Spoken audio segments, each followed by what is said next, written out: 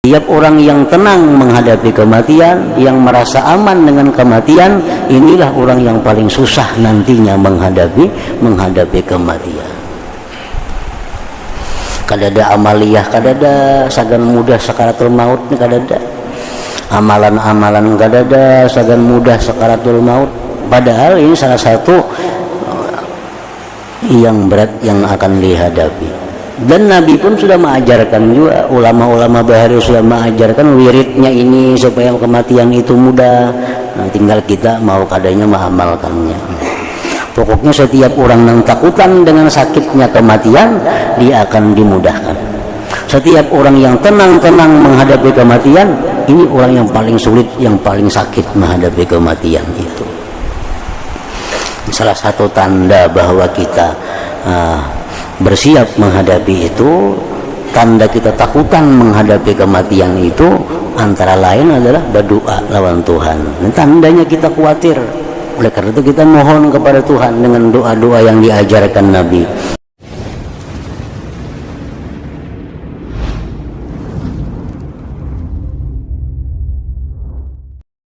Bismillahirrahmanirrahim.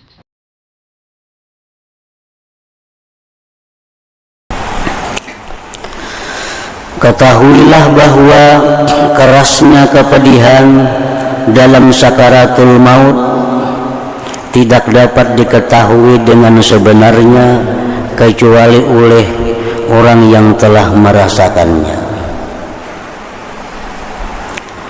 Ketahuilah bahwa kerasnya kepedihan dalam sakaratul maut, kayak apa sakitnya, kayak apa susahnya, tidak dapat diketahui dengan sebenarnya kecuali oleh orang yang telah merasakannya.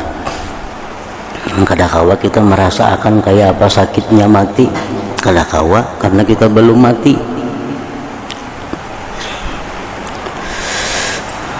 Dan barang siapa yang tidak pernah merasakannya, maka hanya saja ia dapat mengetahuinya ada kalanya dengan kias perbandingan kepada kepedihan-kepedihan yang telah diketahuinya, dan ada kalanya dengan mengambil dalil dengan keadaan-keadaan manusia waktu pencabutan nyawa atas kerasnya apa yang menimpa mereka. Itu aja kita bisa mengetahui kayak apa sakitnya orang yang dicabut roh. Kita hanya kau membandingkan. Yang kedua, kita hanya bisa melihat kayak apa orang yang dalam proses waktu sakaratul maut.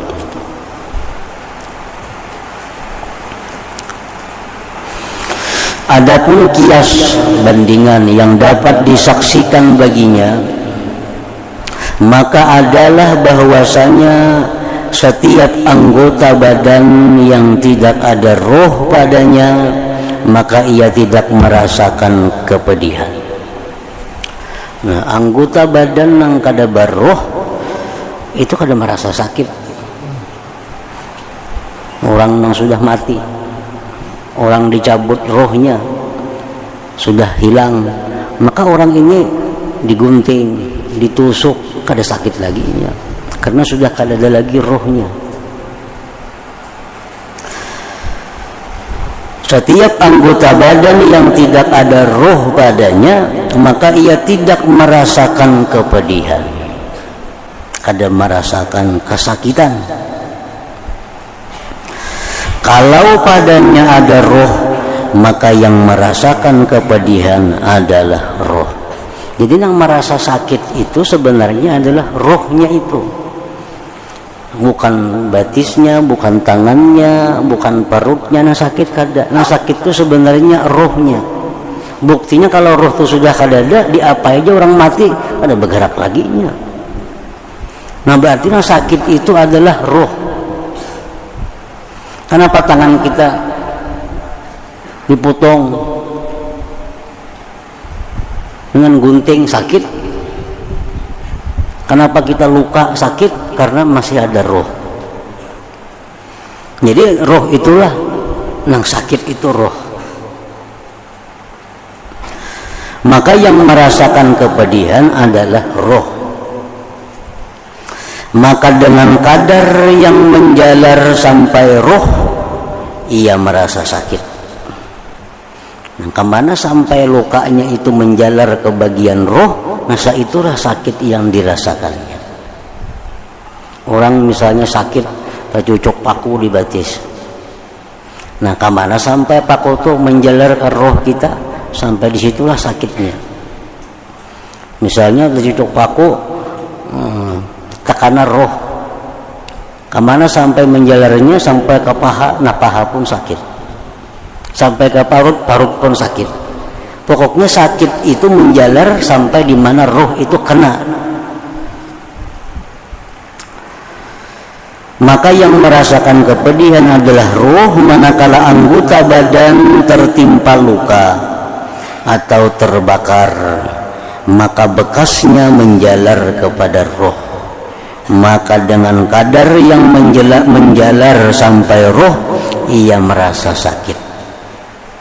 Dan yang merasakan sakit itu tercerai-berai atas daging, darah, dan bagian-bagian lainnya.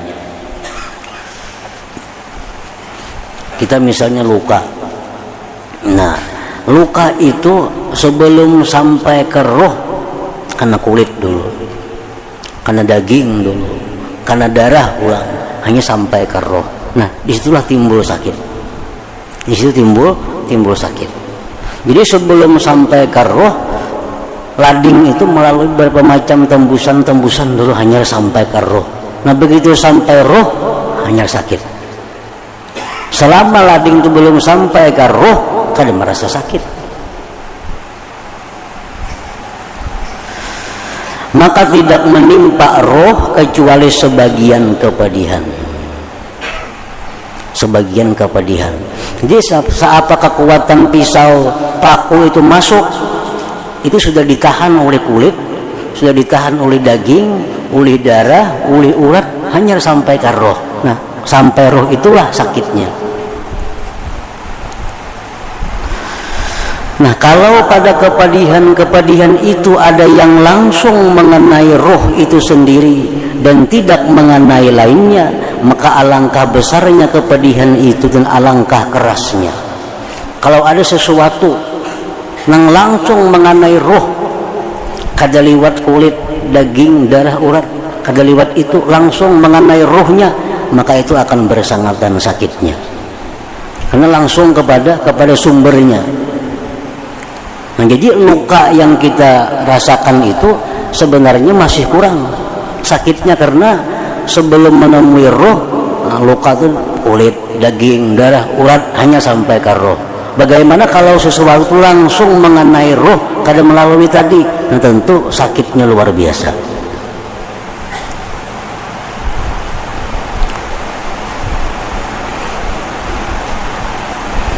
Nah, kayak orang misalnya memakai baju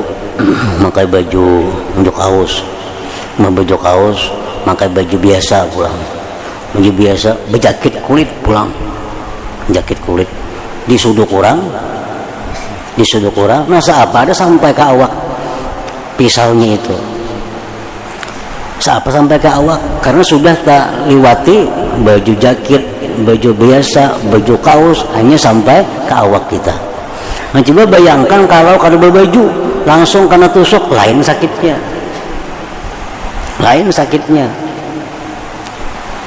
Misal pakunya 2 sinti, ini paku 2 sinti, orang tuh baju 4 lapis, cucokakan ke awak orang itu berapa itu sampai ke awak dari paku 2 sinti itu, tertahan di macam-macamnya sudah.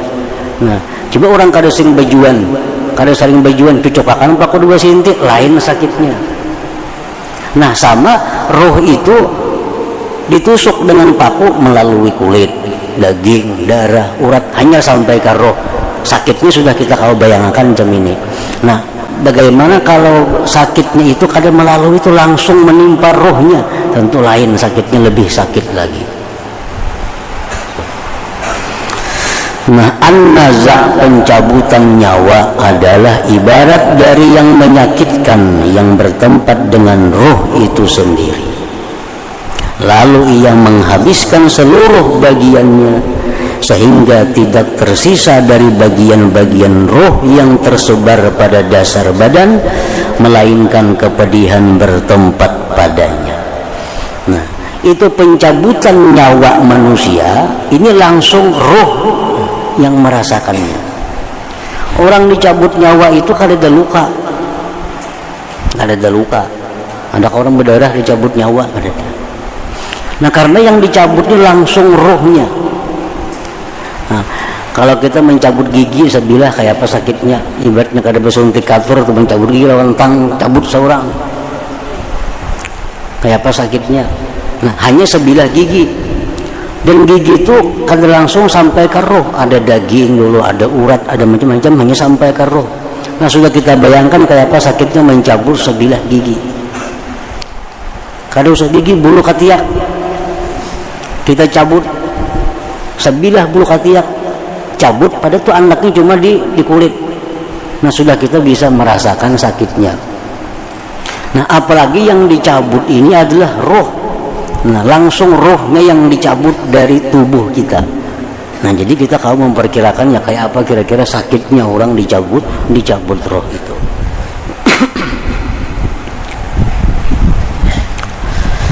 Jikalau ia terkena duri, maka kepedihan yang dirasakannya hanya berjalan pada bagian dari roh yang mengenai tempat yang tertimpa duri itu. Dan hanya saja bekas terbakar itu besar karena bagian-bagian api masuk pada seluruh bagian-bagian badan, lalu tidak tersisa satu bagian pun dari anggota badan yang terbakar zahir dan batin, melainkan terkena oleh api.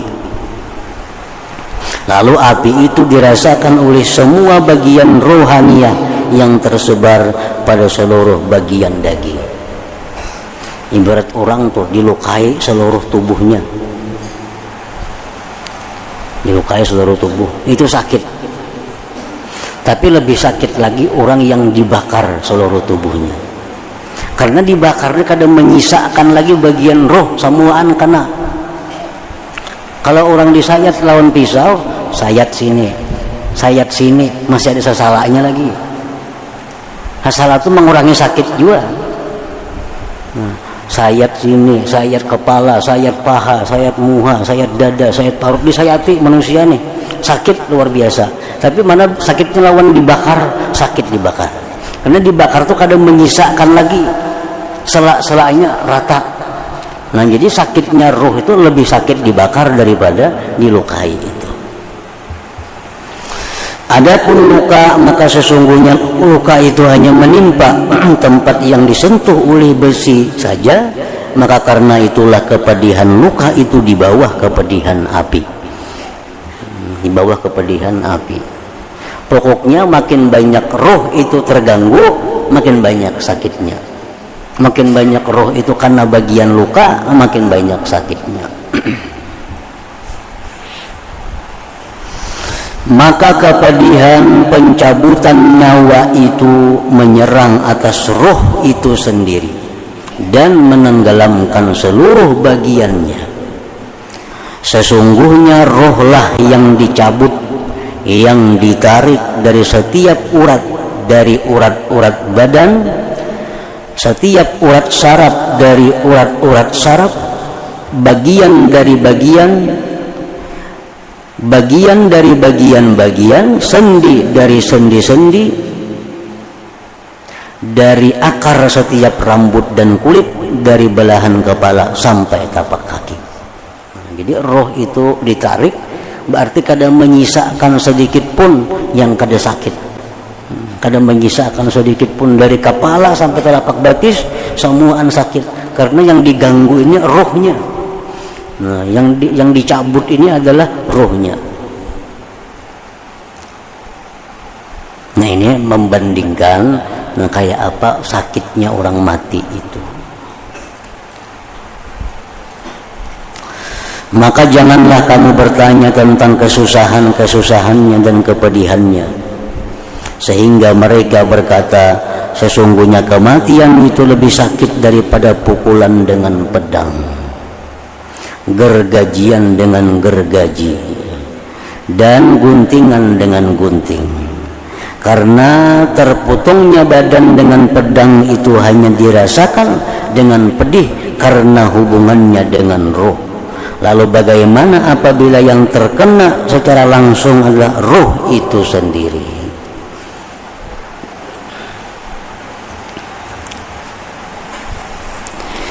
Hanya saja orang yang dipukul itu meminta pertolongan dan berteriak karena tersisanya kekuatan dalam hatinya dan lisannya.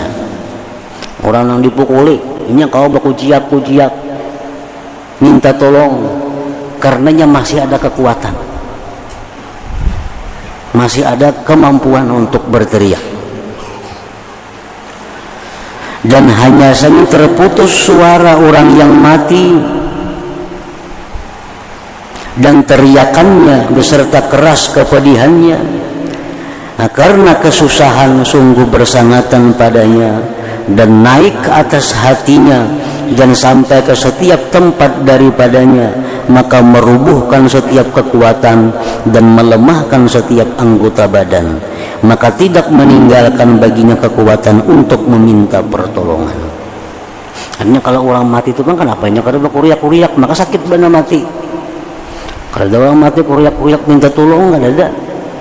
Nah, karena pencabutan roh itu menghabiskan kekuatan. Bakujiak aja kada kau lagi, kada sanggup lagi bakujiak, daripada beratnya, daripada susahnya, sakitnya yang dihadapi oleh orang yang sakaratul maut itu. Hanya kalau orang itu bakujiak minta tolong masih sigar aja lagi. Kalau sudah sakaratul maut, kada kau lagi minta tolong, kekuatan untuk bersuara itu sudah kada ada lagi, sudah habis. Adapun akal maka telah ditutupinya dan dikacaukannya, adapun lisan maka telah dibisukannya, dan adapun anggota badan maka telah dilemahkannya. Dan ia ingin jikalau mampu untuk beristirahat dengan rintihan, teriakan dan meminta pertolongan, tetapi ia tidak mampu berbuat demikian.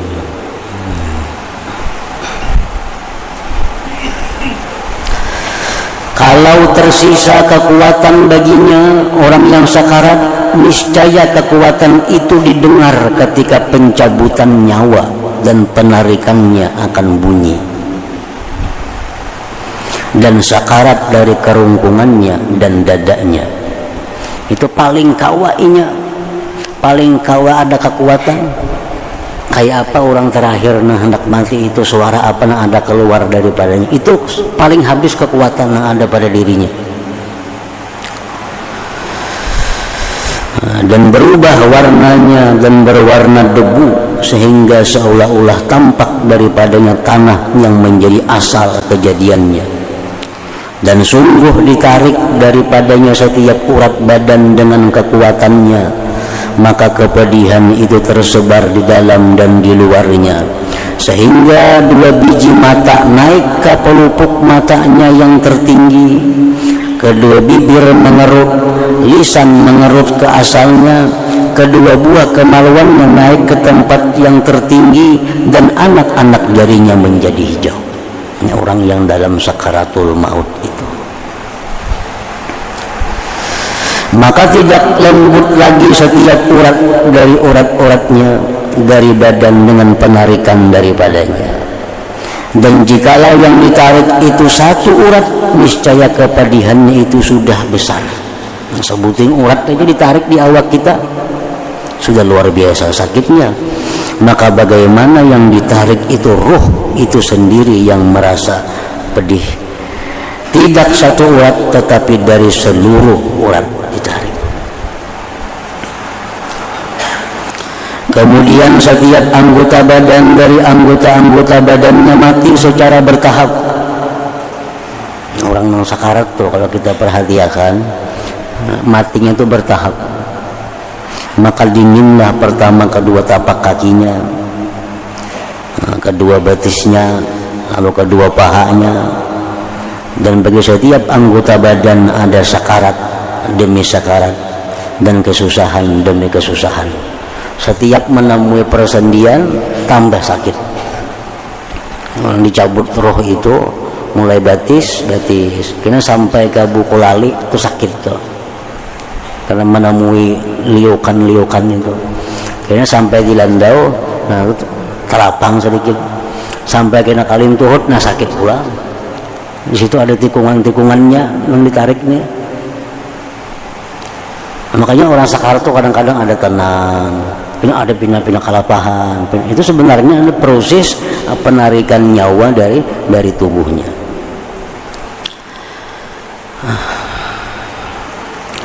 Dan bagi setiap anggota badan ada sakarat demi sakarat dan kesusahan demi kesusahan, sehingga sampai ke kerungkungan. Maka ketika itu terputuslah pandangannya dari dunia dan penghuninya. Jadi waktu kita roh itu masih dicabut di batis, di paha, itu masih kawatubat kepada Allah. Roh masih diparut, sudah andaknya masih kawatubat lagi. Ibarat minta ampun lawan Tuhan masih diterima Tuhan. Ibarat kita berzikir masih diterima zikirnya. Nah kalau sudah roh itu sampai ke tenggorokan, nah dan ditutup baginya pintu tobat. Andai kata ya berzikir la ilaha illallah pun kada diterima lagi la ilaha illallahnya kalau andai kata mampu. Dan kesedihan dan penyesalan meliputinya. Rasulullah sallallahu alaihi wasallam bersabda, tuqbalu taubatul abdi malam yugargir. Artinya diterima tobat hamba selama ruhnya belum sampai hulqum, belum sampai tenggorokan. Mujahid berkata tentang firman Allah Ta'ala, walaisatit taubatu lilladzina ya'maluna as-sayyi'at hatta iza hadara ahadahumul maut qala inni tubtul an.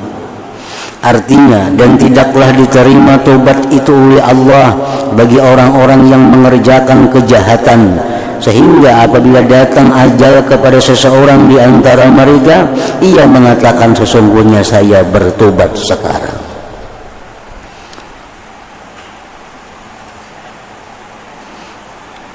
Sudah roh sampai di tenggorokan hanyar, ini tubtul an, kagak diterima lagi tobatnya.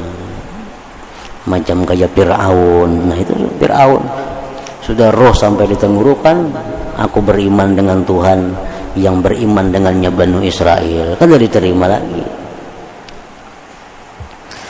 Mujahid berkata, apabila ia melihat dengan mata sendiri akan para utusan, maka ketika itu tampak baginya permukaan wajah malaikat pencabut nyawa. Maka janganlah bertanya tentang rasa pahitnya kematian dan kesusahan-kesusahannya ketika beriringan sakarat-sakaratnya. Karena itulah Rasulullah sallallahu alaihi wasallam bersabda, Allahumma hawwin ala Muhammad sakaratil maut. Artinya, ya Allah, mudahkanlah atas Muhammad sakarat kematian itu. Artinya Nabi sendiri minta dimudahkan oleh Allah. Allahumma hawwin ala Muhammad sakaratil maut. Dan manusia itu tidak minta perlindungan daripadanya dan tidak memandang besar kepadanya karena kebuduhan mereka tentang kematian. Padahal salah satu yang mesti kita minta setiap hari kepada Allah adalah Allahumma a'inni 'alal maut wa hawwinhu 'alayya. Itu mesti tiap hari jadi amalan kita, jadi wirid kita. Sebagaimana yang diajarkan Nabi demikian. Allahumma a'inni 'alal maut wa hawwinhu 'alayya. Ya Allah, tolonglah aku menghadapi kematian dan permudah kematian itu atasku. Baiknya dalam sujud sembahyang, dalam baca di luar sembahyang, kalau kita perhatian ketakutan dengan menghadapi kematian itu. Dan sudah diceritakan oleh Rasulullah dalam banyak hadis, setiap orang yang takut dengan kematian, setiap orang yang waspada, khawatir dengan kematian, maka dia akan dimudahkan Allah menghadapi kematian. Setiap orang yang tenang menghadapi kematian, yang merasa aman dengan kematian, inilah orang yang paling susah nantinya menghadapi kematian. kadada amaliyah, kadada sagan mudah sakaratul maut nih, kadada amalan-amalan kadada sagan mudah sakaratul maut. Padahal ini salah satu yang berat yang akan dihadapi. Dan Nabi pun sudah mengajarkan juga, ulama-ulama bahari sudah mengajarkan wiridnya ini supaya kematian itu mudah. Nah, tinggal kita mau kadanya mengamalkannya. Pokoknya setiap orang yang takutan dengan sakitnya kematian, dia akan dimudahkan. Setiap orang yang tenang-tenang menghadapi kematian, ini orang yang paling sulit, yang paling sakit menghadapi kematian itu.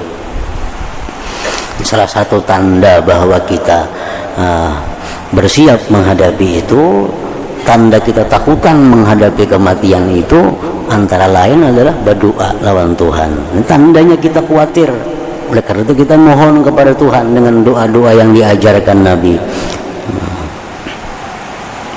Yang tadi Allahumma hawwin ala Muhammad sakaratil maut. Namun kita membaca Allahumma hawwin alayya sakaratil maut. Ganti Muhammadnya itu alayya. Allahumma hawwin alayya sakaratil maut. Anak lebih panjang lagi tadi Allahumma a'inni 'alal maut wa hawwinhu alayya, yang diajarkan Nabi itu.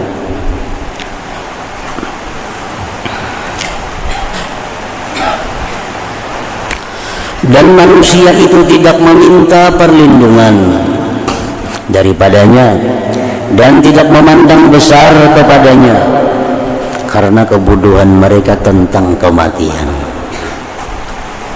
Orang kadang-kadang kita manusia kadang-kadang bersedia ada duit, nah, sedia duit sekian juta, sekian puluh juta, sagan apa? Sagan garing. Nah, sagan garing. Padahal garing belum tentu garing lagi. Garing belum tentu bisa mati bakajut, latan buring bisa. Nah, jadi duit yang 10 juta ini bertahun-tahun kita ingun sagan garing. Jakanya sagan mati bagus. Sagan mati kayak apa? Diwakapakan duitnya. Sagan mati ngarannya. Mun diingun di lemari sagan garing. Nah, ini termasuk bagian dari kebodohan kita. Kita bersedia lawan hal yang belum tentu ada. Tapi yang pasti ada, kita kadang menyiapkannya. Nyaka duit ini nah 10 juta ini kau sediakan untuk mati. Nah, kayak apa untuk mati? Untuk warakan ke tanah, wakapakan sagan masjid. Nah itu sagan mati ngarannya. Namun sagan garing itu kada tentu garing.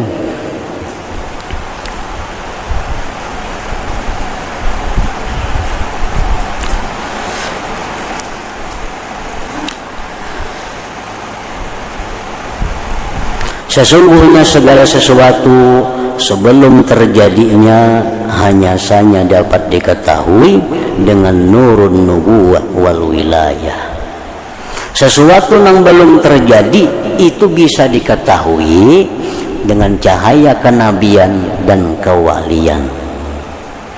Orang-orang yang diberi Allah cahaya kenabian, orang-orang yang diberikan Allah cahaya kewalian, itu sudah tahu keadaan-keadaan seperti kayak apa sakitnya mati, itu sudah tahu. Oleh karena itu mereka takut dan mereka selalu berdoa kepada Allah agar dimudahkan. Oleh karena itu besarlah takut para nabi alaihim assalam dan para wali terhadap kematian.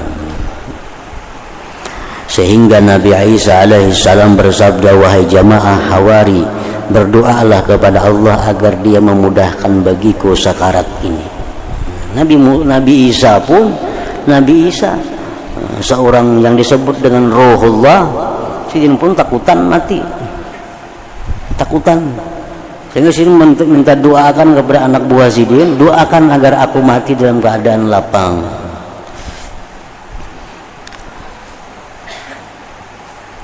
Berdoalah kepada Allah agar dia memudahkan bagiku sakarat ini. Maksudnya kematian.